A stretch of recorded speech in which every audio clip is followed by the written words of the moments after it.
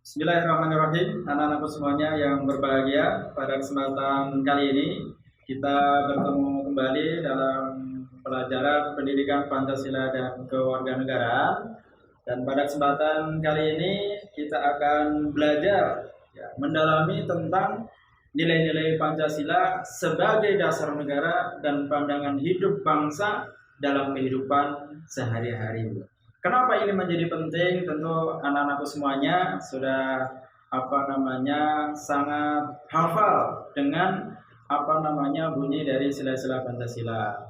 Ya, baik. Agar kemudian kita semakin memahami tentang nilai-nilai Pancasila yang ada di dalam sila-sila Pancasila itu, maka kita akan mencoba untuk mendalami apa nilai-nilai yang terkandung di dalam sila-sila Pancasila tersebut. Nah, kenapa ini menjadi penting kita pelajari?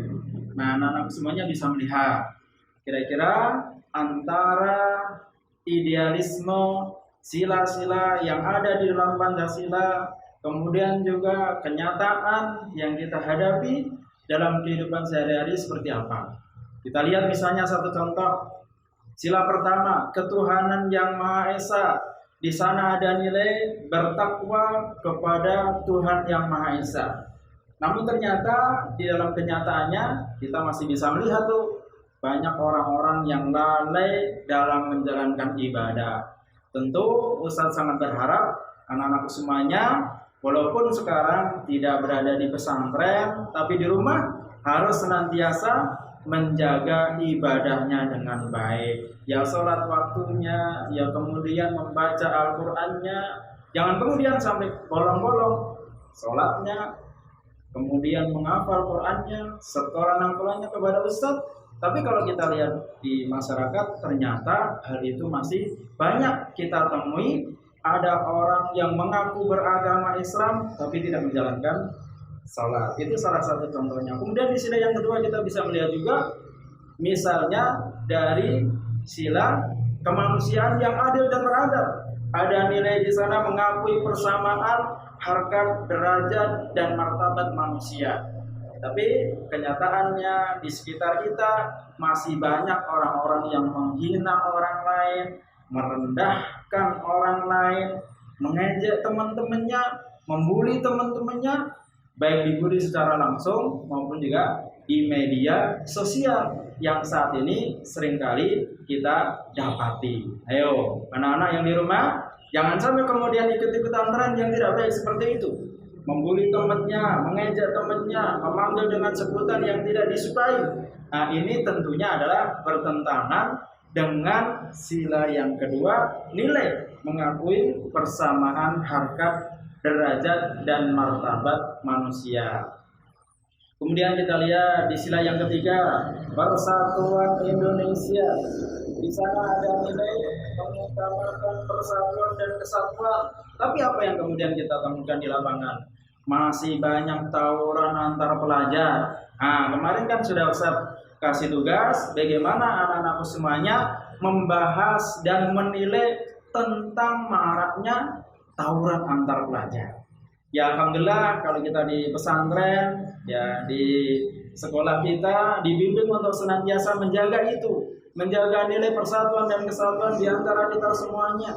Sehingga kemudian kita bisa menghindarkan diri dari berbagai macam perbuatan-perbuatan, salah satunya adalah tawuran antar pelajar, atau kalau di kampung kita bisa melihat tawuran antar kampung maupun juga kondisi yang tidak harmonis di tengah-tengah masyarakat, sehingga hal ini mengganggu nilai persatuan dan kesatuan di antara kita semuanya. Padahal Allah Subhanahu wa taala menciptakan kita bersuku-suku, berbangsa-bangsa gitu ya, laki-laki dan perempuan lita'aruf, untuk saling mengenal gitu ya, saling berkasih sayang, saling menjaga persatuan dan kesatuan di antara kita semua. Nah, kita coba lihat lagi. Ini di sila yang keempat ya. Di sana ada nilai mengutamakan musyawarah mufakat, kerakyatan yang dipimpin oleh hikmat kebijaksanaan dalam permusyawaratan dan perwakilan. Ya, ini artinya ada nilai mengutamakan musyawarah mufakat di sana. Tapi kalau kemudian kita lihat masih terdapat banyak di antara anggota masyarakat yang memaksakan kehendaknya kepada orang lain. Mentang-mentang dia berkuasa, mentang-mentang dia kaya, mentang-mentang dia punya kedudukan dan seterusnya, sehingga kemudian memaksakan kehendaknya kepada orang lain. Dan ini sila yang kelima, keadilan sosial bagi seluruh rakyat Indonesia. Di sana ada nilai menjunjung tinggi keadilan. Ya. Namun praktek di lapangan di sekitar kita masih kita temui banyak di antara anggota masyarakat ataupun juga mungkin para pejabat yang menjadi pemimpin di negeri ini justru bersikap tidak adil. Kebijakannya yang diambil menguntungkan golongannya saja. Ini adalah bagian dari dinamika yang terjadi di dalam masyarakat kita. Oleh karena itu, kenapa pada saat ini kita penting untuk mempelajari sila-sila dari Pancasila itu, kemudian nilai-nilai apa yang kemudian terkandung di dalamnya. Nah, sehingga kemudian kita bisa mempraktekkan nilai-nilai yang baik itu dalam kehidupan kita sehari-hari. Sehingga apa yang menjadi keinginan para pendiri bangsa yang sudah membuat satu nilai yang sangat luar biasa, ya, sila-sila Pancasila itu kemudian bisa kita praktekkan dalam kehidupan kita bermasyarakat, berbangsa, dan bernegara di negara Indonesia yang kita cintai ini. Oleh karena itu, anak-anak semuanya yang berbahagia, tentu Ustadz sangat berharap ya dalam situasi yang seperti ini nanti anak-anak semuanya bisa lebih mendalami kembali nilai-nilai yang ada di dalam sila Pancasila itu. Sila yang pertama sampai kemudian sila yang kelima. Oke ya, jangan lupa anak-anak semuanya harus mempelajari dan memahami sila-sila di dalam Pancasila itu, tidak hanya sekedar hafal, tapi juga melaksanakan dalam kehidupan sehari-hari. Baik, begitu ya anak-anakku semuanya untuk kesempatan yang singkat pada kali ini.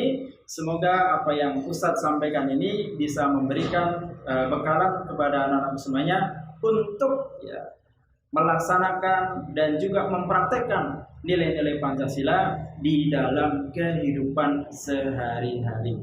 Itulah artinya bahwa Pancasila itu sebagai dasar negara dan juga pandangan hidup bagi seluruh bangsa Indonesia.